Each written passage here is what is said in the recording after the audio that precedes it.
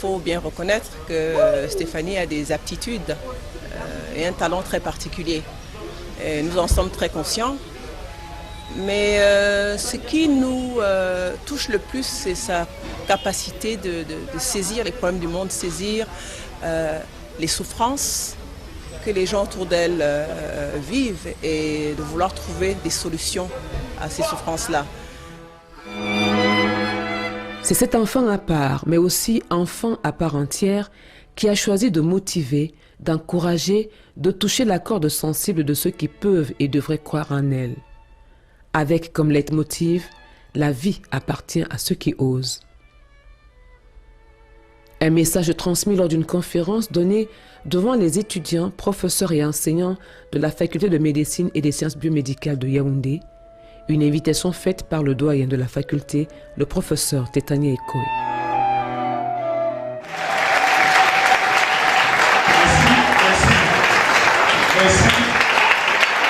Il faut reconnaître que cette adolescente est un modèle unique.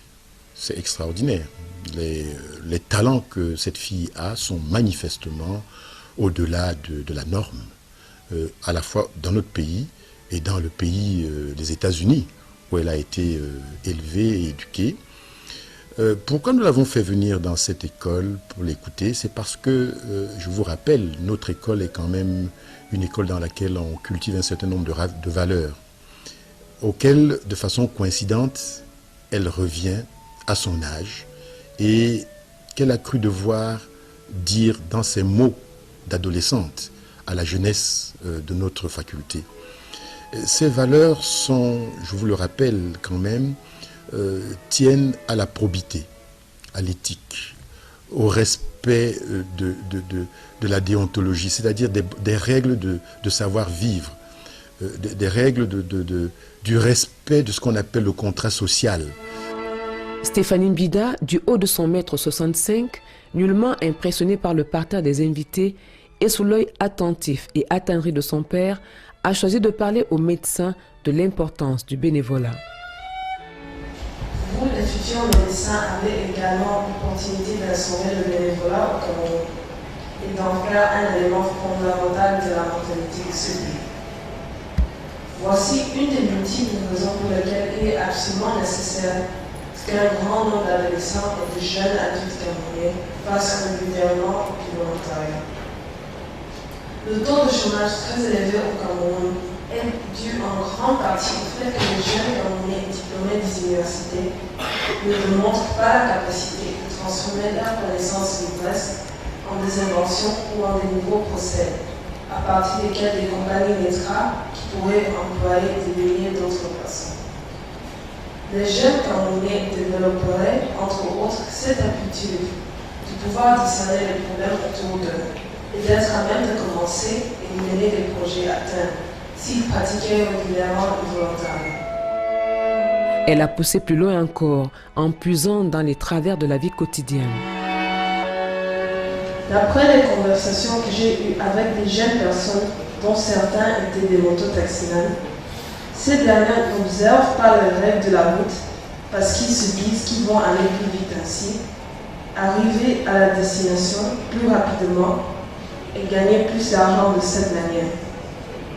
Dans un environnement socio-économique aussi dur que celui du Cameroun, ils se disent qu'ils n'ont aucune chance de s'en sortir s'ils essaient d'observer les règles de la circulation au lieu de faire tout ce qui est concevable pour prendre de l'avance sur les autres.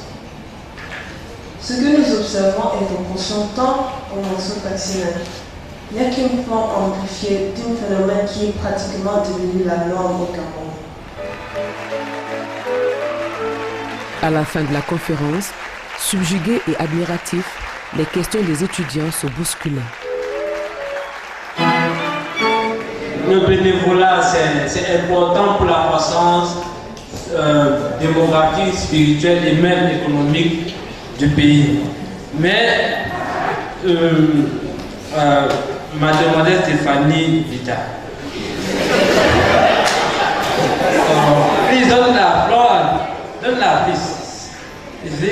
Moi j'aimerais savoir d'où vient toute cette énergie-là, parce que on se met les pieds, on dit bon, désormais je vais commencer à aider mes 16 ans de taxi à l'enfant, comme il a même fait. Et puis, comme je m'a rodé de l'école, et puis il va marcher, puis il va arriver. I would like to know where does it come? Your power to do all that. That's my question.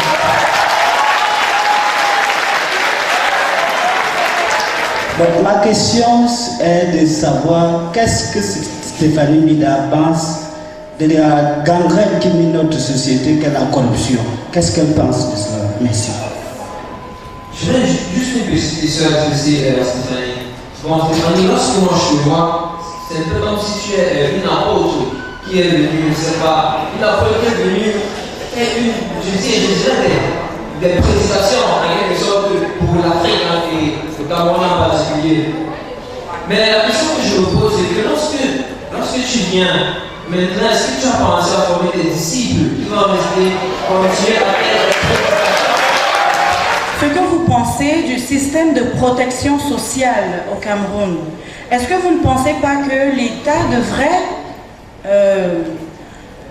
beaucoup plus s'impliquer dans ce système de protection sociale pour une prévention des risques et aussi pour mieux encadrer les nécessités afin que nous ayons une société prospère et qui a un bien-être sûr?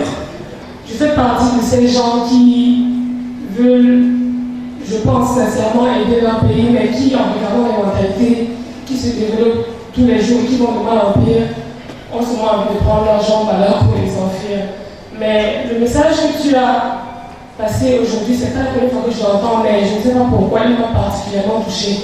Donc merci de me redonner, de renforcer cet amour de mon pays pour moi.